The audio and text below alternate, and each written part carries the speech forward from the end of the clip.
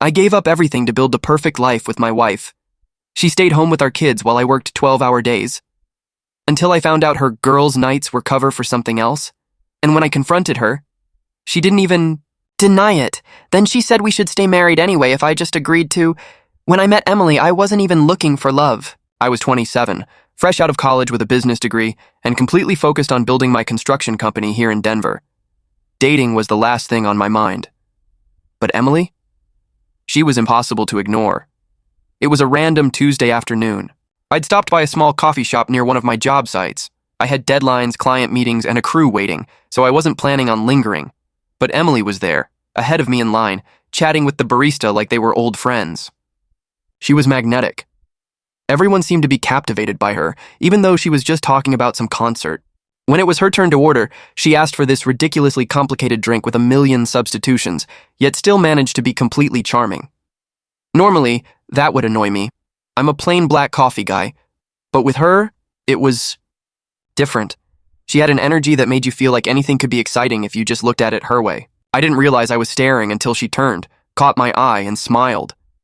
I froze, fumbling to pretend I hadn't been gawking. But she didn't seem to mind. Instead, she laughed and said, "Looks like you could use more than just caffeine today." I actually laughed back, which I rarely did with strangers. "Yeah, it's been a long day and it's not even noon yet," I replied. She kept the conversation going. By the time we had our drinks, she'd somehow made me feel like we'd known each other forever.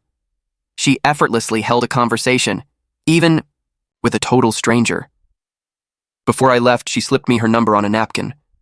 "Call me sometime," she said casually. For me, it was a huge deal. I don't think I've ever texted someone back so fast. Our first date was dinner at a cozy Italian spot she picked. It was the kind of trendy, overpriced place I'd usually avoid, but with her, it didn't matter. We talked for hours about everything, her dream of starting a graphic design studio, my business goals, even our childhoods. She made me feel like the most interesting person in the world, even though she was the one with stories that could make anyone laugh. By the end of the night, I knew I definitely wanted to see her again. Things moved fast. Within months, we were inseparable. We spent weekends hiking in the Rockies, binge-watching terrible reality TV, or just driving around Denver talking about our future. She had a way of making every moment feel like an adventure, even grocery shopping or folding laundry. For the first time, I felt like I'd found someone who truly understood me. A year later, we got married. It was a small ceremony, just close friends and family, but it felt perfect. Emily looked like she'd stepped out of a magazine, and I honestly couldn't believe someone like her had chosen me. I thought I was the luckiest guy in the world. We didn't get a prenup. I was young, head over heels, and convinced nothing could go wrong. For a while, I was right. We settled into married life, bought a house in the suburbs, and started building our dream future. When Ava was born 2 years later, Emily decided to stay home full-time. She was the kind of mom who went all out. Homemade Halloween costumes, over-the-top birthday parties, Pinterest-worthy school projects. I couldn't have been prouder. By the time Liam came along, we were a well-oiled machine. I worked long hours to grow my company, often putting in 12-hour days to ensure we could afford the life we wanted. Emily handled everything at home. She had a natural knack for juggling the chaos of 2 young kids while somehow still making it look easy. We looked like the perfect family, and for years I genuinely believed we were. But as time went on, little cracks started to show. At first, I ignored them. I told myself it was just the stress of raising 2 kids and running a business.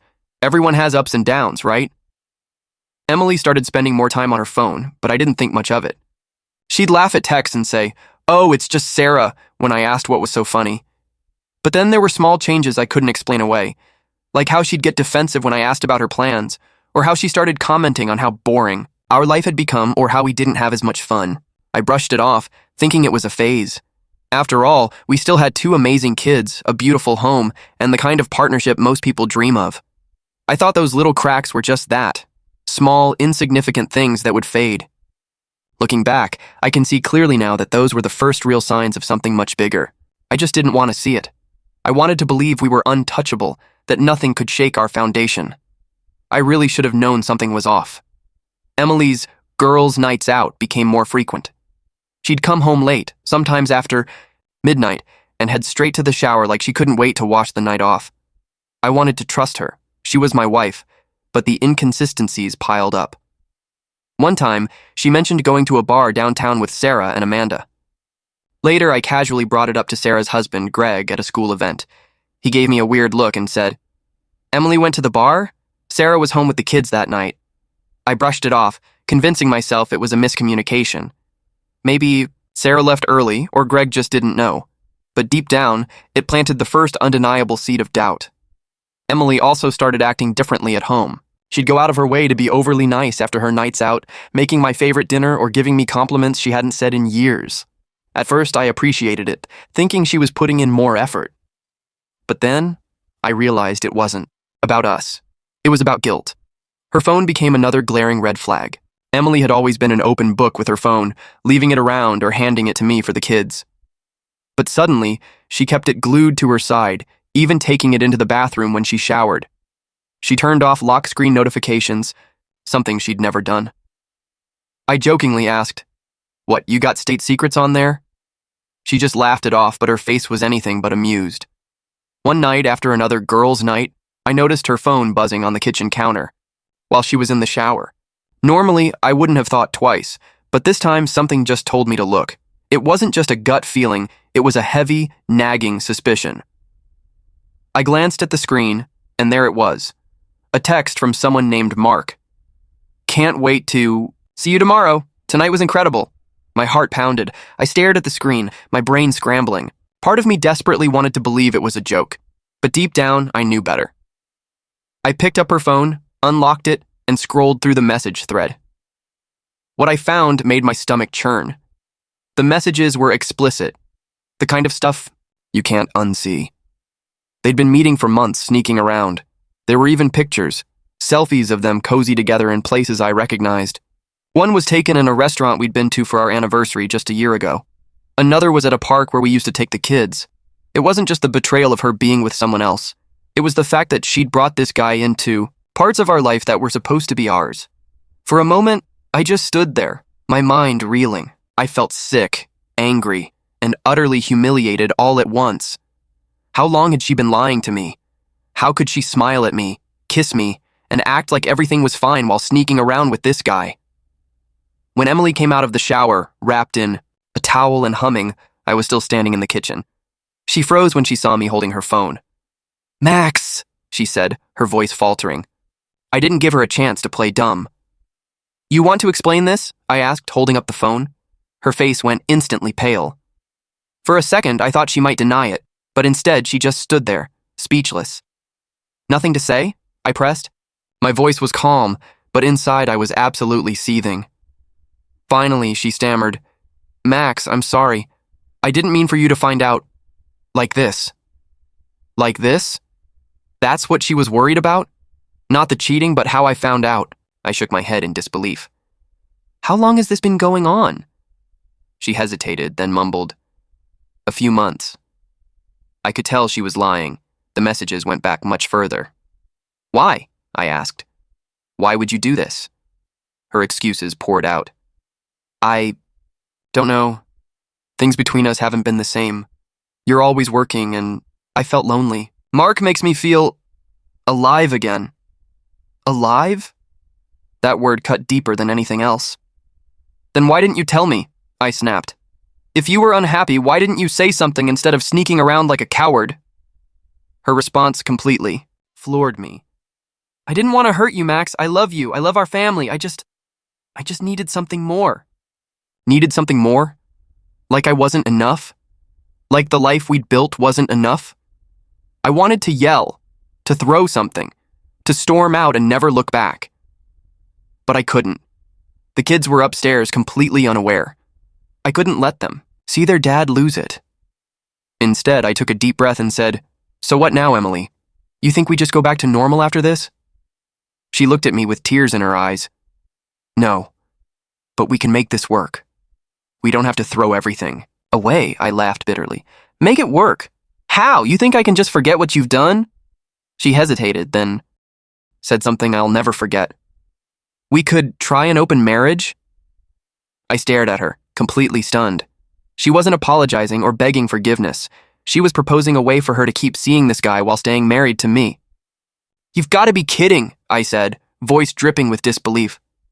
Max, it doesn't mean I don't love you, she said, like that would somehow make it better. I don't want to lose you. I don't want to break up our family. I almost laughed. In her face. The sheer audacity of it was unbelievable. But as much as I wanted to tell her to pack her bags and get out, I knew I couldn't. Not without a prenup. She'd take everything, the house, the kids, my business. It would all be on the line. So I swallowed my pride and said, fine, if that's what you want, we'll try it. Her face lit up like she thought she'd won. But I wasn't agreeing because I forgave her. I was agreeing because I desperately needed time. Time to figure out how to protect myself and my kids. Time to plan my way out. This wasn't going to be my life forever. Not a chance. After Emily's open marriage proposal, you'd think she'd at least try to keep her affair low-key, maybe out of respect or guilt. Nope. She jumped headfirst into her relationship with Mark, like I hadn't just caught her cheating. It was almost comical how little she cared to maintain appearances. She'd leave the house in the same dress she'd worn the night I confronted her, throwing a quick, "Don't wait up," over her shoulder. At first, I let her think I was just going along with it, but I wasn't about to let her walk all over me. I had absolutely no intention of staying in this train wreck forever. I started building my case, knowing that if this ended up in court, especially without a prenup, I needed to be completely ready. Family law is notoriously complicated, and the last thing I wanted was to lose custody of Ava and Liam to someone who seemed to spend more time texting her boyfriend than parenting. The first thing I did was hire a private investigator.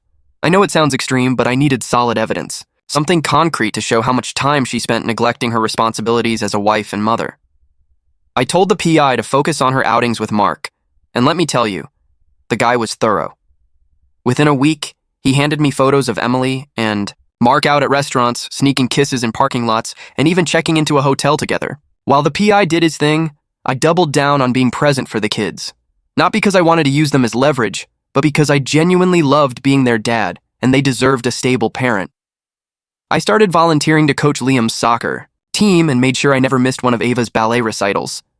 On weekends, I'd take them to the park or on little day trips, just trying to keep things fun and normal. I even started packing their lunches for school, slipping in little notes, like, "You're awesome," or "Good luck on your spelling test," just to remind them I was consistently there. Emily, meanwhile, seemed completely oblivious. She appeared more focused on her romance with Mark than on what was happening under her own roof. She'd half-heartedly ask how the kids were doing, but it was clear her mind was elsewhere. I started keeping a detailed journal to document it all. Every missed dinner, every late night, every time she brushed off the kids to go run errands that conveniently took her hours.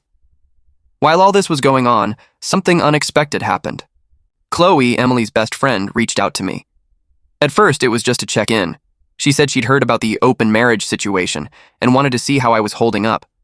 I didn't think much of it, but as we kept talking, it became clear Chloe had her own strong opinions about Emily's behavior. "She's always been pretty self-centered, Max," Chloe said during one of our conversations. "I don't know how you've put up with it for so long." Hearing someone else say it, especially someone close to Emily, was incredibly validating. I hadn't realized how much I needed to hear that I wasn't crazy for feeling betrayed and hurt. Our conversation started casual but grew more personal. Chloe opened up about her own frustrations with Emily, saying she'd noticed the cracks in our marriage long before I had.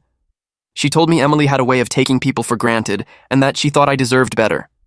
I wasn't sure if it was genuine sympathy or something more, but I felt like someone actually cared about what I was going through, and it was a welcome change. One night, Chloe and I met for coffee. I told myself it was just a way to vent, to talk to someone not directly involved in my home chaos. But as we talked, I realized how incredibly easy it was to be around her. She wasn't judging me or telling me to stick it out for the kids. She was just there, listening. That coffee turned into more frequent meetups. Before I knew it, we were hanging out regularly, grabbing lunch, going for walks, or just sitting in the car talking for hours. It felt incredibly good to have someone genuinely on my side, someone who saw me for who I am. And yeah, I'll admit it, there was chemistry. A lot of it. The turning point came one night when Chloe invited me over to her place. I don't know what I expected, but it felt so natural. We talked, we laughed, and eventually, things took a turn I didn't see coming. I felt wanted, not out of guilt or obligation, but because someone genuinely liked me for me. I knew it wasn't the most ethical thing, but considering the circumstances, I didn't lose sleep over it. Emily wanted an open marriage, and I was just playing by her rules. Of course, I wasn't flaunting it, but I also wasn't going to beat myself up. Eventually, Emily found out. I didn't tell her, and Chloe didn't either, but I guess Emily started putting the pieces together when she noticed how much time I was spending out of the house. One night, she cornered me in the kitchen. "Are you seeing someone?" she demanded, more accusatory than concerned. I didn't bother lying. "Yeah, Chloe." Her face turned bright red. "Chloe? My best friend? How could you?" I raised an eyebrow. "How could I? You're really asking me that?" "Look in the mirror, Emily." She looked like she was about to explode. "This isn't the same thing," she yelled. "You're supposed to be my husband," she screamed. "And you're supposed to be my wife," I shot back. "But you gave that up when you started sneaking around with Mark. Don't act like you're the victim here." She stormed out of the kitchen, slamming the door. I stood there, letting the silence sink in. For the first time, I felt like I'd taken back a little control. Emily wanted to play games? Fine. But I wasn't going to let her call all the shots anymore. After that, things got even colder between us. Emily stopped pretending to be nice, and I stopped pretending to care. The house became a battlefield of silent standoffs and awkward, tense encounters. The only things that kept me grounded were the kids and, honestly, Chloe. She was my escape, my reminder that there was a life beyond the mess Emily had created. I knew it couldn't stay like this forever. Something had to give. But for now, I was content to keep playing the game, knowing I was strategically laying the groundwork for the next chapter of my life. Here's the thing. I could see the cracks forming in Emily's relationship with Mark long before she did. At first, their little romance had all the hallmarks of an affair: secrecy, sneaking around, that forbidden thrill. But once the open marriage card was on the table, it was no longer a secret. It wasn't exciting anymore. It was just messy. Mark had seemed all in initially. He was the stereotypical guy who loved the idea of swooping in and saving Emily from the mundane routine of marriage. From what I gathered, he was some mid-level finance guy who thought his charm and a few fancy dinners were enough to make him irresistible. For a while it worked. Emily couldn't stop gushing about how fun and adventurous he was, like she was, dating some celebrity instead of a guy who probably spent his mornings stressing about spreadsheets. But once their relationship became public, Mark started pulling back. It was subtle at first. Emily didn't really notice, probably still riding the high of her newfound freedom. But I noticed. She'd come home after spending hours waiting for him to call, looking irritated and distracted. One night, she came back from what was supposed to be a date, muttering to herself and slamming the door. She tossed her purse on the counter and let out an exasperated sigh. "Mark's such a jerk," she said, like I was supposed to ask what happened. I didn't even look up from my paperwork. "Shocking," I said dryly. She shot me a glare but didn't say anything. Instead, she poured herself water and sat at the table, scrolling her phone, desperately trying to find something to make her feel better. I almost felt bad for her. Almost. Over the next couple of weeks, it became painfully obvious that Mark was losing interest. He stopped texting her altogether at one point, which sent her into a spiral. I'd catch her pacing the living room late, at night, clutching her phone like she was waiting for a life-altering message. Sometimes she'd mutter, "Why is he doing this?" Or, "He said he was different." I couldn't help but smirk internally. One evening, after the kids were in bed, I walked into the kitchen and found Emily at the table with her laptop open, staring at a blank email draft. Her phone was next to her, and she kept glancing at it, hoping it would ring. "Something wrong?" I asked, feigning concern. She let out a frustrated sigh. "Mark's been distant." I said, pretending to care. "That's too bad." She looked at me like she expected comfort. When I didn't, she huffed and went back to her laptop. I knew exactly why Mark was pulling away. It wasn't hard to figure out. Guys like him thrive on the chase, the excitement of sneaking around, being the forbidden fruit. Once that was gone, once their relationship was no longer this big, thrilling secret, he got bored. Emily wasn't his escape anymore. She was just another woman with baggage. I wasn't about to tell her that. Let her figure it out on her own. A few days later, she tried calling him while I was in the next room. I couldn't hear everything, but her tone said it all. She sounded desperate, trying to act casual, but clearly fishing for reassurance. From the snippets I caught, it went something like this. "Hey, I was just wondering if you wanted to grab dinner this weekend. Oh, you're busy? That's okay. Maybe next week? No, I get it. Work's crazy. When she hung up, I heard her sigh loudly, followed by the unmistakable sound of her phone being tossed onto the couch. The next few weeks were a series of Emily trying desperately to rekindle whatever spark she thought she had with Mark. She'd send him long texts, only to get short, curt replies hours later. Sometimes he wouldn't reply at all. She tried dressing, up more, putting in extra effort before her dates, only to come home earlier and earlier, looking defeated. I think the moment it truly hit her was when she showed up at his place unannounced one evening. She told me she was meeting him for dinner, but when she came back less than an hour later, I knew something had gone terribly wrong. What happened? I asked, keeping my tone neutral. She hesitated, then muttered, "He wasn't home." I raised an eyebrow. "Did he know you were coming?" She didn't answer, just grabbed a glass of water and disappeared upstairs. From that point on, she stopped talking about Mark altogether. No more gushing about his sense of humor or how he made her feel alive. She started spending more nights at home, scrolling through her phone like she was searching for some distraction. One night, while I was putting the kids to bed, Ava asked, "Why is Mom so sad lately?" I paused, not sure how to respond. "She's just going through some stuff," I said carefully. "Did she lose a friend?" Ava pressed. "Something like that," I replied, giving her a quick hug. It wasn't entirely a lie. In a way, Emily had lost a friend, one she probably thought would stick around forever. But that wasn't my problem anymore. As Emily's world with Mark crumbled, I couldn't help but feel a small sense of satisfaction. Not because I wanted her to suffer, but because it proved what I'd known all along. She'd gambled with our marriage, with our family, and she'd lost.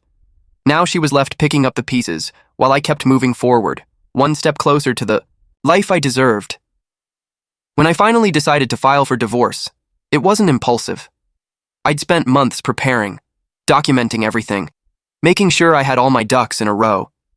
Every late night Emily spent with Mark, every time she missed dinner, with the kids, every dollar she spent on herself while I was footing the bills, it was all meticulously logged.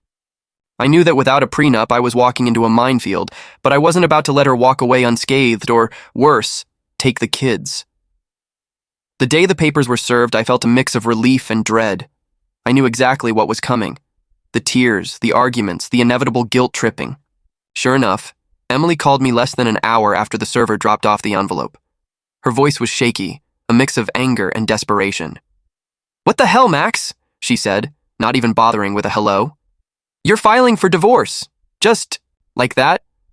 "It's not just like that, Emily," I replied, keeping my voice calm. "You've had your fun. This marriage has been over for a long time. You just didn't want to admit it." She tried to argue, claiming we could work things out, but I wasn't having it. The time for fixing things had passed long ago. Later that evening, when I got home, she was waiting in the kitchen. The kids were in their rooms, thankfully oblivious. Emily had the papers spread out on the counter, her face red and tear-streaked. "You don't have to do this," she said, voice breaking. "We can fix this. I'll stop seeing Mark. I already have. It was stupid, Max. I wasn't thinking." I leaned against the counter, crossed my arms. "You weren't thinking? That's your excuse? You've been not thinking for months, Emily. I gave you every chance to stop and you didn't. He ditched you. Now it's done." She started crying harder, insisting she didn't want to break up our family. "Max, think about Ava and Liam. They need us both. We can't just throw everything away." I sighed, tired of her same tired script. "You threw it away, Emily, the moment. You decided Mark was more important than your family. Now you want to act like this was my choice? You're the one who wrecked this, not me." Her tears quickly turned into anger. "Fine. If this is what you want, then don't come crying to me when the kids hate you for splitting up their family." That hit a nerve, but I didn't let it show. "The kids will be fine," I said firmly. "I'm making sure of that." The weeks that followed were a whirlwind of court filings, custody hearings, and tense negotiations. Emily tried to paint herself as the doting mother who deserved primary custody, but my lawyer was completely prepared. We presented the evidence of her neglect, the missed school events, the nights out with Mark, the hotel stays. It wasn't pretty, but it was the irrefutable truth. To her credit, Emily didn't outright deny anything. She knew the evidence was airtight. Instead, she tried to pivot, claiming she'd made mistakes, but was still the better parent. The court didn't buy it. When the judge ruled in my favor, granting me primary custody of Ava and Liam, I felt a huge weight lift. The kids would stay in the house they'd grown up in, with the stability they needed. Emily got visitation rights, every other weekend and one night during the week. As for the financial side, I'd braced myself for the worst. Without a prenup, I knew she'd be entitled to something, but I wasn't about to let her drain me dry. In the end, the court awarded her a small amount of spousal support, just enough for her to get by, but nowhere near what she'd probably hoped for. When the final ruling came down, Emily looked completely deflated. Her confident facade had crumbled, replaced by the harsh reality that she wasn't walking away with everything she'd expected. Afterward, as we left the courtroom, she stopped me in the hallway. Her voice was barely above a whisper. "I didn't want it to end like this, Max. I never wanted to hurt you." I looked at her, trying to summon sympathy, but all I felt was overwhelming exhaustion. "Maybe you should have thought about that before you invited someone else into our marriage," I said. Then I walked away without looking back. Starting over felt like taking a deep breath after holding it for far too long. I hadn't realized how much weight I'd been carrying until the divorce was finalized and Emily was officially out of my daily life. For the first time in years, I wasn't waking up wondering what kind of drama the day would bring. The house was quieter now, but in the best possible way.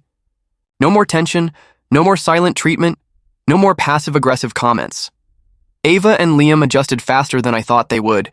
Kids are more resilient than we often give them credit for, and I did everything I could to keep their lives stable. I made sure the routine stayed the same: school drop-offs, bedtime stories, weekend hikes. The difference now was that I could be fully present for them, without constantly dealing with the emotional mess Emily had created. The first few weeks were a little rough, though. I think Ava, being older, understood more. She'd ask questions like, "Is Mom ever coming back?" Or, "Did you and Mom stop loving each other?" Those were tough conversations, but I kept it honest without throwing Emily under the bus. "Your mom and I just want different things now," I told her one night as I tucked her in. "But that doesn't change how much we both love you and Liam, okay?" It seemed to satisfy her for the moment, though I knew the questions would come up again as she got older. Liam, on the other hand, was more focused on the day-to-day. As long as I was there to kick the soccer ball around with him and make his favorite pancakes on Saturday mornings, he was happy. Emily moved into a small apartment on the other side of town. It was a far cry from the house we'd built, but that wasn't my problem anymore. She picked up a part-time job as a receptionist at a local dentist's office, which I'm sure was humbling for someone who used to spend her days planning elaborate Pinterest parties and talking about her freedom. Occasionally, she'd send me a text. At first, it was about the kids, school events, grades, that sort of thing.